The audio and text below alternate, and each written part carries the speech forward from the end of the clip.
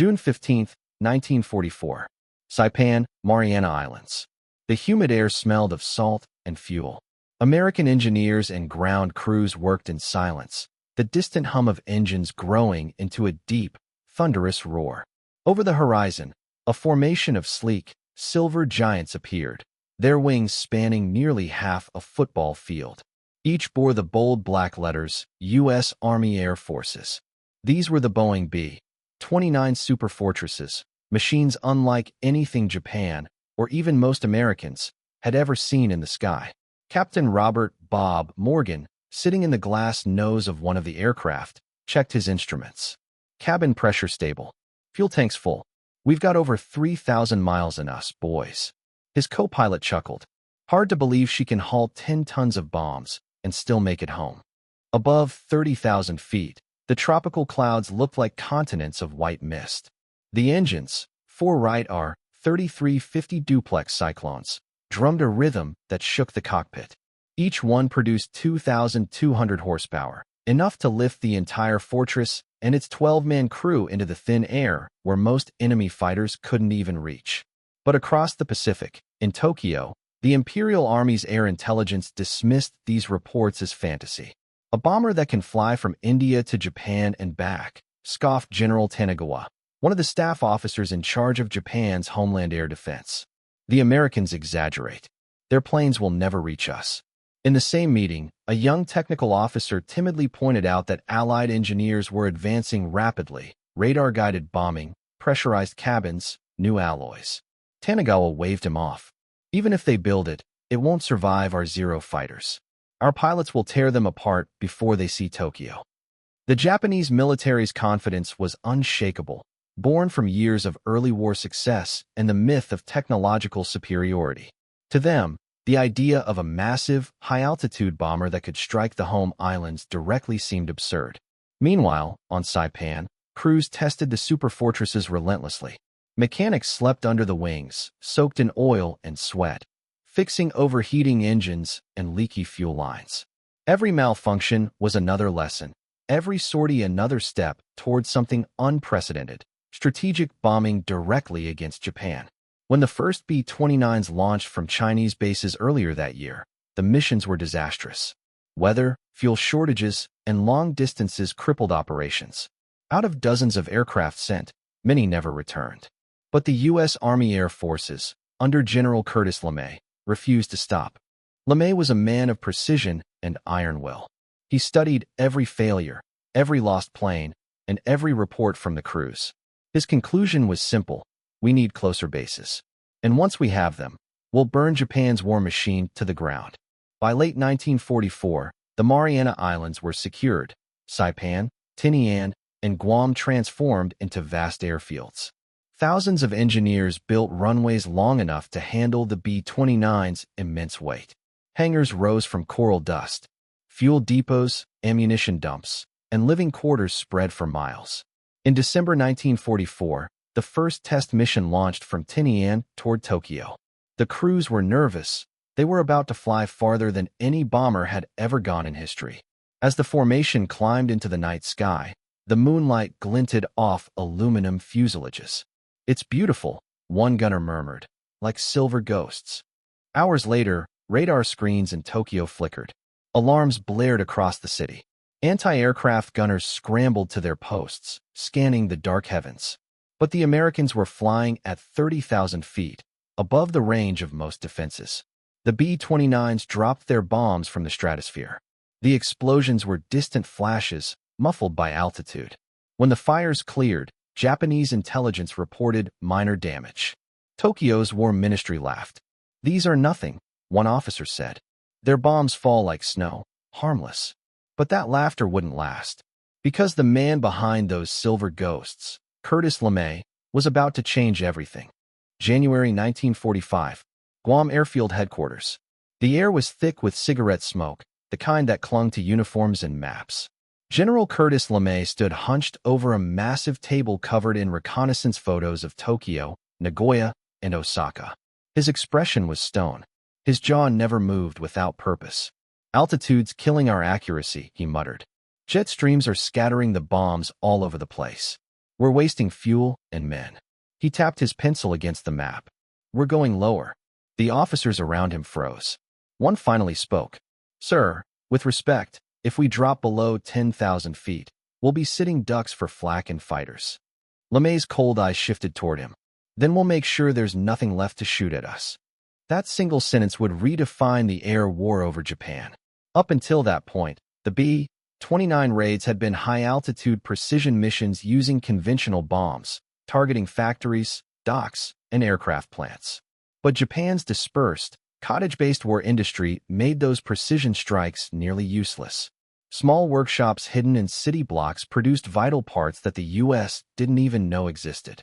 LeMay's solution was brutal and pragmatic. He decided to destroy everything.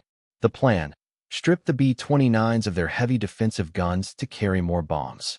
Replace the usual explosives with incendiary clusters, a new type of weapon filled with napalm gel and magnesium. When released in mass, they would ignite everything: wooden homes, factories, even the air itself. It would no longer be about hitting a factory. It would be about erasing cities. March 9, 1945. Tinian Airfield. The crews gathered before dawn, exhausted but silent. LeMay's voice crackled through the briefing room speakers. Tonight, we hit Tokyo. We go in low. You'll be under 7,000 feet.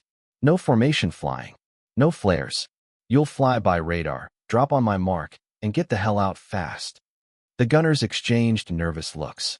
One whispered, low and slow over Tokyo. That's suicide. His captain replied flatly, you heard the man. We do it right, and this war ends faster.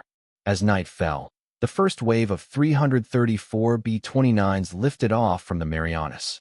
Their engines thundered across the Pacific, glowing faintly against the black horizon. Each bomber carried up to 7 tons of incendiaries. At 2 a.m., the first flares fell over Tokyo, bright magnesium streaks painting the sky white. Moments later, the bombs followed. Thousands of small canisters tumbled from the bellies of the planes, spinning and clinking as they fell into the city below. When they hit, the fire began small, flickers along narrow streets. Then, as wind and heat built, it turned into something hellish. The flames merged into tornadoes that tore through neighborhoods, lifting roof tiles, cars, even people into the air. Wooden homes vanished in seconds. Roads turned to rivers of fire. Oxygen disappeared. People suffocated before the flames even reached them. From the air, gunners could see the glow from 100 miles away. My God, one radio operator whispered. It's like the whole city's melting. The heat was so intense that it bounced back to the planes themselves. Some crews felt the fire's updraft shaking their bombers as they turned to leave. Below, nearly 100,000 people died in a single night. More than in Dresden, more than in Hamburg. It was the deadliest air raid in human history.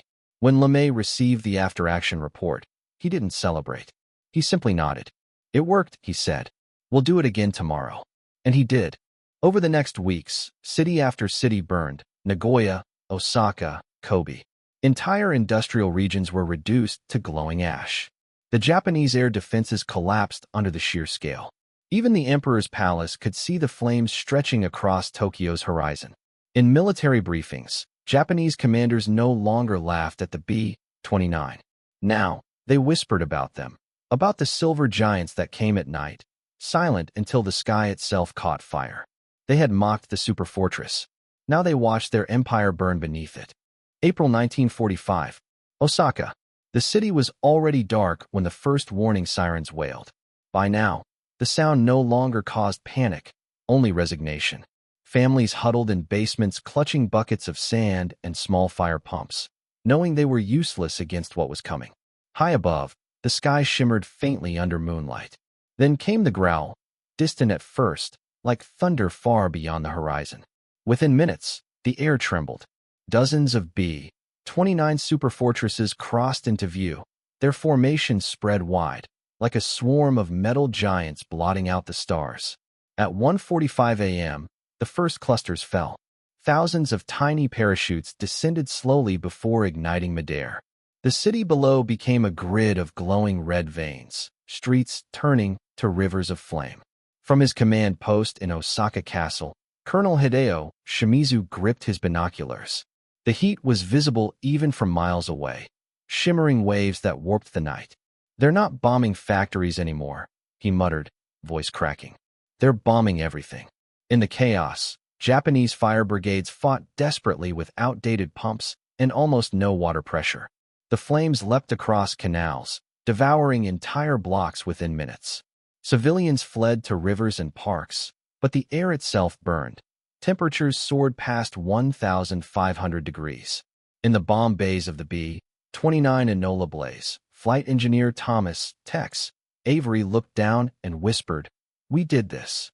His captain's reply was quiet, grim. "Orders are orders. End it fast." By dawn, Osaka was gone. A smoking plain where neighborhoods once stood. Over 12,000 dead, 500,000 homeless. And the raids weren't stopping. Over the next 2 months, Japan's cities fell like dominoes. Nagoya, 40% destroyed. Kobe, 55% destroyed. Yokohama, 80% destroyed. In total, 67 Japanese cities were burned to the ground by mid-1945.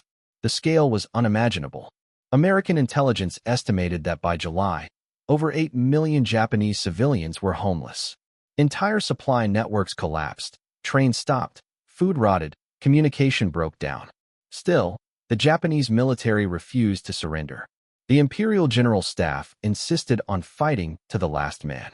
Radio propaganda spoke of divine winds and the spirit of 100 million, while reality beneath Tokyo's ashes told another story: starvation, disease, and despair. Inside Japan's War Ministry, General Nagoya, the same officer who once dismissed the B-29 as impossible, sat in silence as fresh reports arrived. One officer read aloud, "B-29 attacks continue nightly. Civilian casualties uncountable. Industrial output at 5% capacity." Nagoya lowered his head. "So, this is what we mocked," he said softly. "We thought their reach would never touch us." In Washington, General LeMay and his staff prepared the next stage. The firebombing had crippled Japan, but the military junta still showed no sign of surrender. The United States was running out of targets and patience. On July 26, 1945, the Potsdam Declaration demanded Japan's unconditional surrender.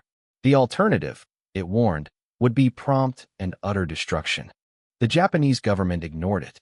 That same week, on the island of Tinian, 2 specially modified B-29s were being readied for a mission unlike any before. The ground crews whispered about their strange equipment: sealed steel casings, armed guards, and coded orders that even the pilots didn't understand. On the nose of one aircraft, the crew had painted a name, Enola Gay. The other was Boxcar. In the heat-shimmering air of the Pacific, the Superfortresses waited, engines silent, bomb bays closed, their cargo hidden from all but a handful of men. The weapon that would end the war and change the world forever was about to take flight. August 6, 1945, 2:45 a.m., Tinian Island, Pacific Ocean. The tropical air was heavy with tension. On the dark runway, floodlights illuminated a single gleaming aircraft, silver fuselage, polished nose, and the black letters, Enola Gay. Its engines were silent for now, but the ground trembled with the anticipation of what was coming. Colonel Paul Tibbets, 30 years old, climbed into the cockpit. He didn't look back as the crew sealed the hatch. Inside, the men took their seats: navigator, bombardier, flight engineer, gunners, all trained, all quiet. Under the belly of the plane, suspended in a specially designed cradle, hung a single, smooth, olive-green bomb. It weighed nearly 5 tons. The words painted in white read simply, "Little boy." At exactly 2:45, Tibbets gave the order: "Start engines." The 4 Wright Cyclones coughed, roared, and came alive. Propellers spun into blurs of silver. The smell of fuel and salt filled the air. Slowly, the Superfortress began to roll down the runway, gaining speed until its shadow lifted free of the earth. Destination: Hiroshima. For 6 long hours, the aircraft flew alone through clear skies. The crew spoke little. The hum of the engines was their only companion. Navigator Theodore Van Kirk checked the stars, making course corrections over Iwo Jima, then Kyushu. At 7:30 a.m., radar operator Richard Nelson reported, "No fighters. No flak." Weather over target is perfect. Perfect. Meanwhile, in Hiroshima, the morning began like any other. Children walked to school. Workers rode bicycles down the Motoyasu River. Air raid sirens had sounded earlier, but were called off when only 3 planes were detected, a reconnaissance flight, officials announced. At 8:09 a.m., Tibbets banked the Enola Gay toward the city. Bomb bay doors open. The hydraulic whine echoed through the fuselage. Bombardier Major Thomas Farabee peered through his northern sight. Target in sight, aiming point AIY bridge. 8:15 and 17 seconds a.m. Bomb away. The Enola Gay lurched upward as the 5-ton bomb dropped free. The crew watched it fall, a slow, almost graceful descent through the bright morning air. 43 seconds later, the sky became light. A sphere of blinding white exploded beneath them, brighter than the sun. The shockwave struck seconds later, a concussive punch that threw the plane sideways. "My God!" shouted tail gunner Sergeant George Caron. "Look at that!" Below them, Hiroshima ceased to exist. A column of fire rose more than 40,000 feet, capped by a swirling crown of ash and lightning. The city's heart melted in seconds. Streets vanished. People turned to shadows etched into stone. The blast flattened everything within 2 miles, then ignited everything beyond. Inside the cockpit, Tibbets was silent. No one spoke for nearly a minute. Then someone whispered, "What have we done?" At 8:16 a.m., the first radio message crackled across the Pacific. Results excellent. Primary target completely destroyed. 3 days later, August 9th, another B-29 boxcar lifted off carrying a second bomb, codenamed Fat Man. Its target, Nagasaki. At 11:02 a.m., the bomb detonated over the Urakami Valley. The explosion leveled the city's industrial core and killed tens of thousands more. By the evening of August 15th, Emperor Hirohito's voice, faint, trembling, unheard by his people before that day, reached the Japanese nation.